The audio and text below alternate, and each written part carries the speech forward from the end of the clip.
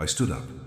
The ensuing silence was deafening, as if the very universe had paused to observe. Everyone else knelt, bowed under the weight of conformity, while I rose, an echo of resistance amidst the collective lament. My body trembled, not with fear, but with a deep conviction that pulsed through my being. It was a clear day, but the atmosphere was laden with tension. The sky stretched above, a vast blue expanse that seemed to promise freedom. Yet I knew the true battle was being fought within each person present. I looked around and saw faces marked by doubt, by submission. Each carried the same weakness that I refused to accept. The hierarchy was established, and the power seemed unshakable.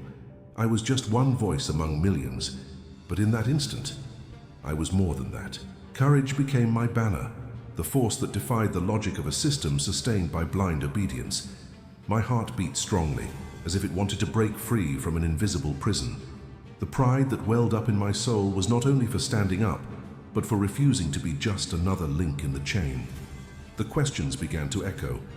Why should I bow before an ideal that isn't mine? Why accept a fate that doesn't belong to me? These inquiries were not mere provocations. They were seeds of doubt that slowly germinated, threatening the structure of conformity around me. I was not alone. Others felt it too, but few had the courage to express it. Then the decisive moment arrived. The assembly was formed and the division was palpable. Half of those present knelt in submission, their eyes lowering in resignation. The other half hesitated, as if standing at the edge of an abyss. My lips moved, and the voice that emerged was not just mine, but of all those who longed for freedom. I will not kneel. The phrase reverberated, and the sky seemed to tremble with the magnitude of the declaration. The leader's gaze turned to me, a mixture of anger and perplexity. He did not expect resistance. I didn't shout. I only questioned. The decision had been made, and the weight of that choice sealed me in its gravity. I was a symbol, an open wound in the skin of an empire that considered itself invincible. The leader's presence became oppressive. He came not in anger, but with a profound sadness, as if he felt the fragility of his own authority. Deep down, I knew that the true battle was not against him, but against the apathy that infected hearts. The truth I had dared to pronounce echoed what many feared to acknowledge. The transformation was instantaneous. The voices that were once a chorus of submission were now divided. My words resonated like a prophecy. True freedom is not the absence of rules, but the choice to follow them with conviction. Faces changed, and doubt began to turn into courage. But the fall is an inevitable consequence. The jewels of power began to dull. The light that once shined in their eyes now turned to shadow. I didn't know what would happen next, but the price of freedom was already beginning to reveal itself. My destiny was sealed, and as I watched the division intensify, I understood that something much greater was at stake. The oracle of the future was drawing itself in my mind. Your end has already been foretold, I thought, but it was not a mere condemnation. It was a call to action. What was light had become a choice, and I would no longer chase acceptance. I would chase the truth, even if it cost me my place in the sky. And so, with my head held high and my heart pounding, I awaited what was to come. If you think this story ends here, it's because you haven't yet heard the consequences of an act of courage in a world that prefers submission. The tension in the room was palpable. The division I had caused was spreading like a virus, infecting those who once bowed without hesitation. The leader's gaze fixed on me, and I realized it was not just a personal conflict. It was a war of ideas, a clash between conformity and courage. Those who kneeled seemed more comfortable in their submission, the certainty of their choice wrapped around them like a cloak. But I saw the fragility of that cloak. There was a glint of doubt in their eyes, a spark of discontent beginning to ignite. Those voices that were once in unison were now fragmenting, and I was the spark that could incite a revolution. Who am I to challenge the system? I heard some whisper, but there were others who, amidst the internal turmoil, began to question themselves. The transformation was underway, and I needed to seize that moment. It wasn't just about me. It was about all those who felt imprisoned, all who desired a greater purpose. The assembly had become a battlefield. The tension grew, and the words I had spoken echoed like a call. This is not about disobedience, but about choice. What is worth more, the safety of obedience or the freedom of doubt? The question hung in the air, and I knew I couldn't retreat. With every passing moment, the weight of the decision became more intense. The leader, in his position of power, tried to divert attention. He began to speak, his voice resonating like an echo of authority. "You do not know what you are doing. Order must be maintained." But his words no longer had the same effect. I could feel the air vibrate with the emerging resistance, a collective movement that was beginning to take shape. "You deserve more." I wasn't sure if those words were just for me or if they resonated in everyone's heart, but there was power in that statement. The leader looked at me with disdain, but I couldn't ignore how his expression changed. Fear began to seep into his posture. He was no longer the only one in control. The assembly was becoming a reflection of what I had instigated, a struggle for the truth. Hesitant voices began to rise, and instead of a chorus of capitulation, a murmur of resistance formed. It was a phenomenon spreading like wildfire. Why obey blindly? The question echoed once again, and the uncertainty intensified. Those who had previously bowed their heads were now lifting their eyes. Doubt was transforming into courage. Everyone there started to realize that their own voices could also be heard. The power that once seemed absolute was now being challenged. The leader tried to reassert his authority, but his confidence was slipping away. He began to realize that what was once a room full of submission was now becoming a space of questioning. "You have no idea what you're doing," he shouted, but his words no longer carried the same strength. "And what if we do?" someone retorted. The murmur intensified, and the assembly turned into a sea of voices. I stood firm, feeling the energy grow around me. What I had started was now a silent but powerful revolution. Everyone there had a story, a reason to be present, and the truth was beginning to emerge. The voices that once trembled were now filled with conviction. "We are not just pieces on a chessboard," I declared, and the room responded with murmurs of approval. "We are the architects of our destiny. Freedom is not a gift, it is an achievement." The leader hesitated, and that hesitation was a clear sign. He was not just facing a single dissenter, he was standing before a growing movement. "This will not end well for you," he threatened, but there was no longer any power in his words. The jewels of power he flaunted now seemed heavy and oppressive. I knew I couldn't turn back. "The true price of freedom is the courage to stand up," I declared. That phrase became a mantra, repeated by others, growing stronger each time. The echo of our voices filled the room, creating a new reality. The expressions around me changed. The doubt that had previously prevailed was now transforming into determination. Those who had once knelt were now standing. The assembly, once a symbol of conformity, was becoming a space of demand. The leader, realizing he had lost control, tried to appeal to loyalty, but the same adherence was no longer there. "You cannot challenge me," he shouted, but his words met resistance instead of submission. The jewels that sparkled on his chest now seemed like mere tricks. "What if we decide to do this together?" someone asked, and the voices began to unite. The idea of a different future started to take shape, and the room was becoming a place of possibilities. In that moment, I realized the battle was not just mine, but everyone's. The courage that had awakened in me was now pulsing through each person present. The leader was losing his influence, and the weight of the truth was beginning to manifest on every face.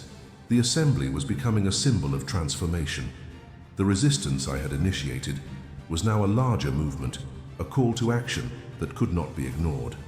The light of truth was beginning to shine, and I knew that what was to come would be monumental. "We are ready for change," I declared, and this statement was not just mine.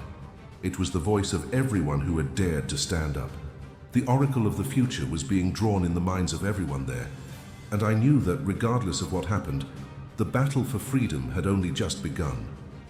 Their eyes met, and the tension in the room transformed into a palpable energy. I realized that each person there was not just a spectator, but an active participant in the unfolding change. The leader, noticing the growing insurrection, tried to regain control. His expression of anger mixed with genuine concern. He knew the situation was becoming unsustainable. "You are being manipulated," he shouted, but his words no longer held any power. The echo of his voice created a void, and the murmurs of resistance continued to intensify. The assembly was no longer a meeting of submission, but a space of assertion. I saw the glint of determination in the eyes of many who had previously hesitated. "Who dares to challenge the established order?" he questioned, hoping to intimidate. But now the words that once sounded like threats were dissipating. The order he tried to preserve was being dismantled, and the truth began to emerge as a collective cry. "We are not just pawns in your game," someone from the back of the room asserted, and that statement echoed like a signal of alliance. The idea that we were all pieces on a chessboard was replaced by the perception that we were the agents of our own stories. The assembly was transforming into a space where the voice of truth was stronger than oppression. The leader, faced with the fragile support that remained, recoiled. He no longer knew how to handle the revolt growing under his feet. Every word he uttered seemed to turn against him. "Be reasonable," he tried to appeal, but the reasonableness he defended no longer resonated among those who desired freedom. The room began to stir, and I realized that people were ready to act. The courage that had awakened in me spread like a wave. The decisive moment was approaching, and I knew I needed to do more than just speak. It was time to act. "If we don't stand up now, when will we?" I declared, and the words resonated in every corner of the room. The idea that change could no longer be delayed began to crystallize. We were at a point of no return. The future was being shaped at that very moment, and it could not be ignored. The assembly turned into a chorus of united voices. "We are stronger together," they shouted in unison, and I felt the strength of that declaration. Everyone there was recognizing themselves as part of something larger, a collective force challenging oppression. The room, once dominated by fear, now pulsed with the expectation of transformation.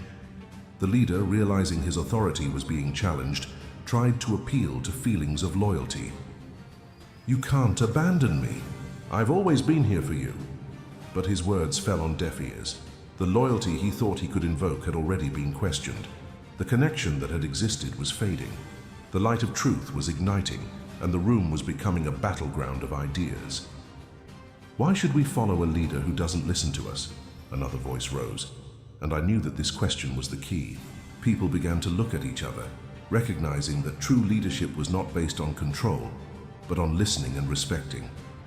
"We are ready for change," I reiterated, and this statement now carried even more weight. The leader, facing the growing insurrection, was becoming a symbol of everything opposing our struggle. He was losing the battle, and the reality of the situation was becoming clear. The voices that once hesitated were now firm. "We will no longer accept what is imposed on us," they shouted. The room was vibrating with the determination of everyone present. The climate of resistance intensified, and I realized that the transformation was underway. The jewels of power he flaunted now seemed heavy, as if they carried the weight of his own oppression. The leader was surrounded, and the certainty of his position was slipping away. He was no longer the only one in control. The assembly had become a space for questioning, a place where the future could be shaped.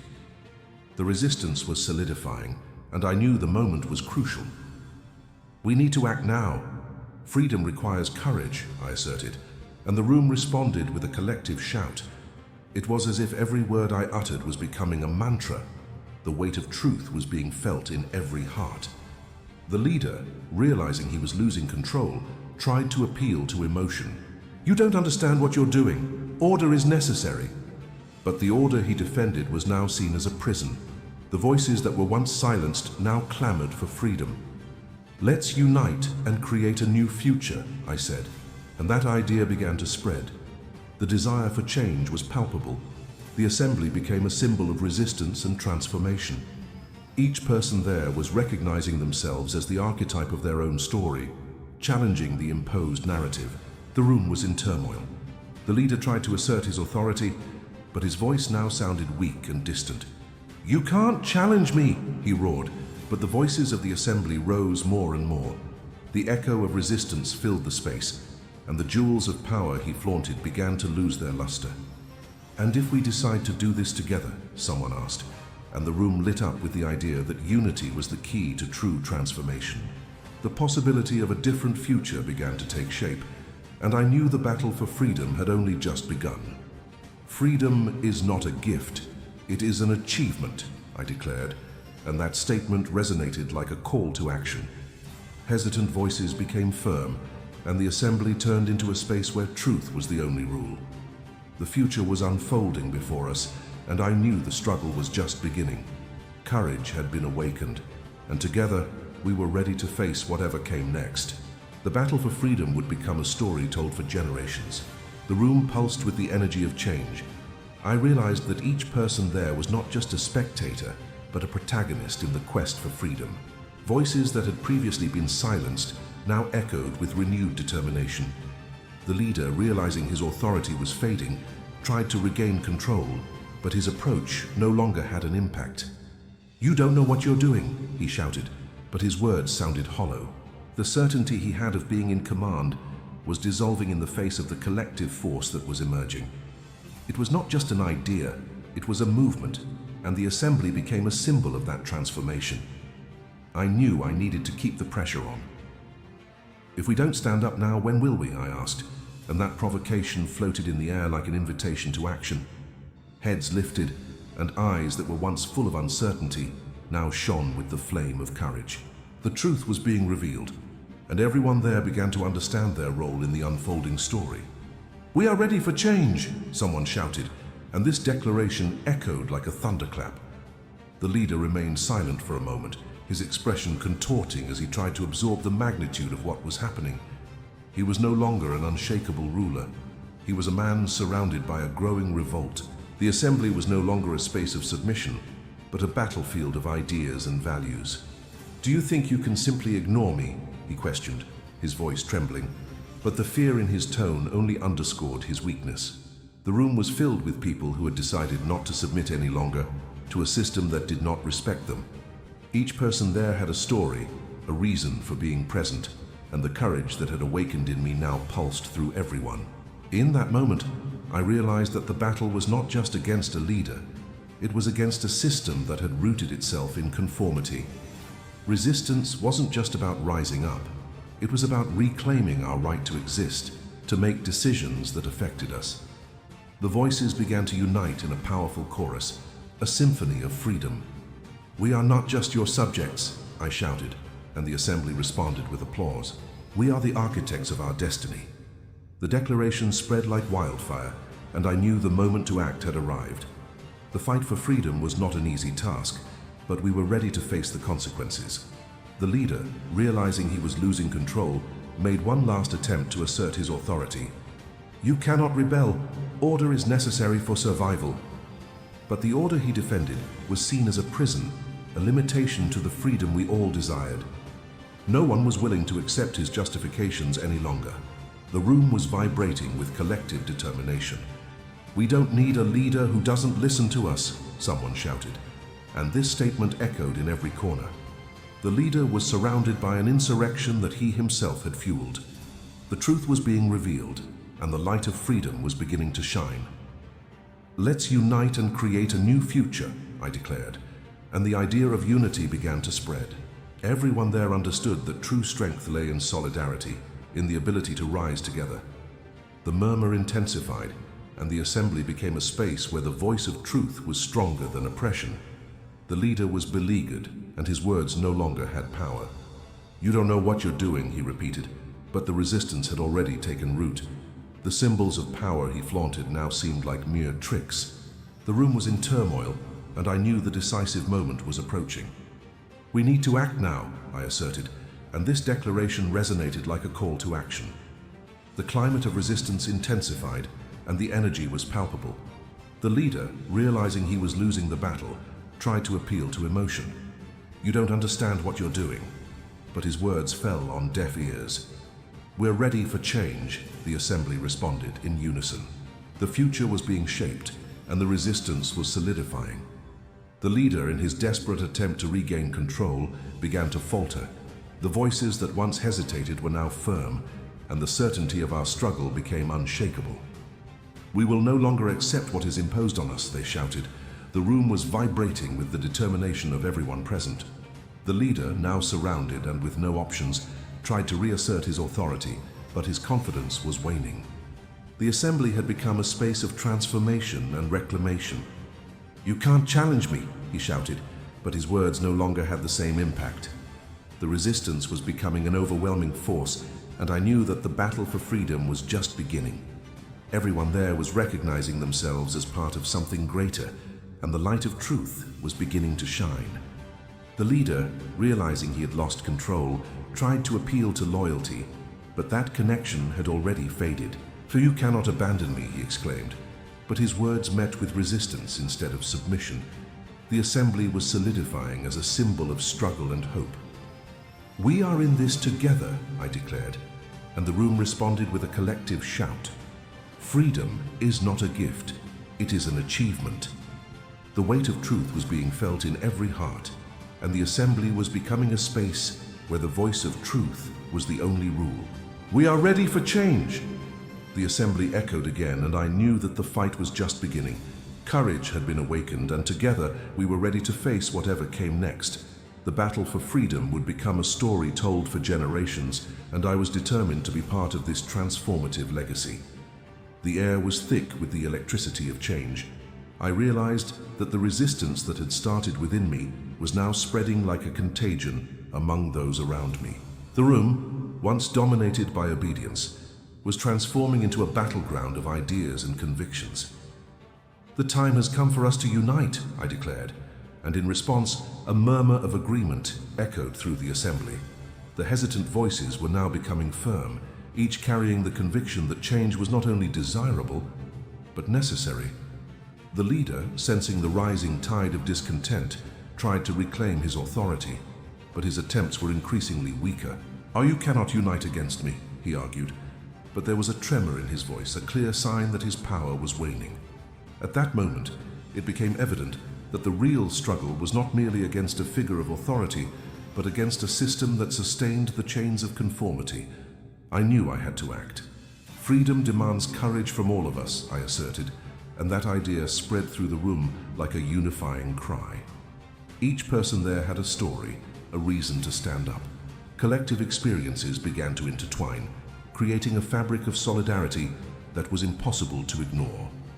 The voices that were once silenced now clamored for space. "We are not just pieces in a game," someone shouted, and that statement echoed throughout the room. I realized that at that very moment people were beginning to see themselves as agents of their own stories. The leader, desperate, tried to appeal to everyone's emotions. "Look around you. What you are doing is foolish." But his words no longer resonated. The reality was that the foolishness was to accept a life of submission. The fear that once sustained him now became his greatest enemy. "It is time to take the reins of our destiny," I declared. This phrase became a mantra for those who were ready to embrace change. Heads lifted, and eyes that were once filled with uncertainty now shone with the flame of determination. The leader, realizing that the assembly was no longer a space of submission but a battlefield of ideas, began to retreat. He was surrounded. His words had become empty. "You will regret rebelling," he threatened, but the only response was a rising chorus of voices proclaiming freedom. The room was in turmoil, and I knew the decisive moment was approaching. "We need to act now," I declared, and this statement resonated like a call to action. The atmosphere of resistance was intensifying, and the energy was becoming palpable. "If we don't rise now, when will we?" The question hung in the air, and this provocation served as fuel for the flame already burning in every heart present. The assembly became a place where the voice of truth was stronger than oppression. Hesitant voices became firm, and the certainty of our struggle became unshakable. "We will no longer accept what is imposed on us," they shouted. The room was vibrating with the determination of everyone present. The leader, cornered and with no options, was trying to reaffirm his authority, but his confidence was waning. The resistance was becoming an overwhelming force. I knew that the battle for freedom was just beginning. The voices that once hesitated were now united, creating a powerful chorus. "We are ready for change," echoed through the assembly, and this declaration was a collective promise. "Do you think you can just ignore me?" the leader questioned, his voice trembling with anger and despair. But now his words sounded empty. The light of truth was being ignited, and the room became a battlefield of ideas. "Let's unite and create a new future," I declared. And this idea began to spread. Everyone there understood that true strength lay in solidarity, in the ability to rise together. The murmurs intensified, and the assembly became a place where the voice of truth was stronger than oppression. The leader was besieged, and his words no longer held power. "You don't know what you're doing," he repeated, but the resistance had already taken hold. The jewels of power he flaunted now seemed like mere tricks. The room was in turmoil, and I knew the decisive moment was approaching. "We need to act now," I asserted, and this statement resonated like a call to action. The atmosphere of resistance intensified. I could feel the energy building around us, and the assembly was solidifying as a symbol of struggle and hope. "We are in this together," I declared, and the room responded with a collective shout. Freedom is not a gift, it is an achievement. The certainty that we were shaping our future together became palpable. The assembly turned into a vibrant space of transformation. Each person began to realize that by standing up, they were not only claiming their own freedom, but also that of others. The leader, realizing he had lost control, tried to appeal to loyalty, but that connection had already vanished. "You cannot abandon me," he exclaimed, but his words met resistance instead of submission. What was once a room full of submission was now a space of reclamation. "We are ready for change," the assembly echoed again, and I knew the struggle was just beginning. The hesitant voices became firm, creating a chorus that clamored for freedom. The leader, now surrounded and with no options, tried to reassert his authority, but his confidence was waning. "You cannot challenge me," he shouted, but his words no longer had the impact they once did. The resistance was becoming an overwhelming force. Everyone there was recognizing themselves as part of something greater, and the light of truth was beginning to shine. The future was unfolding before us, and I knew the fight for freedom had only just begun.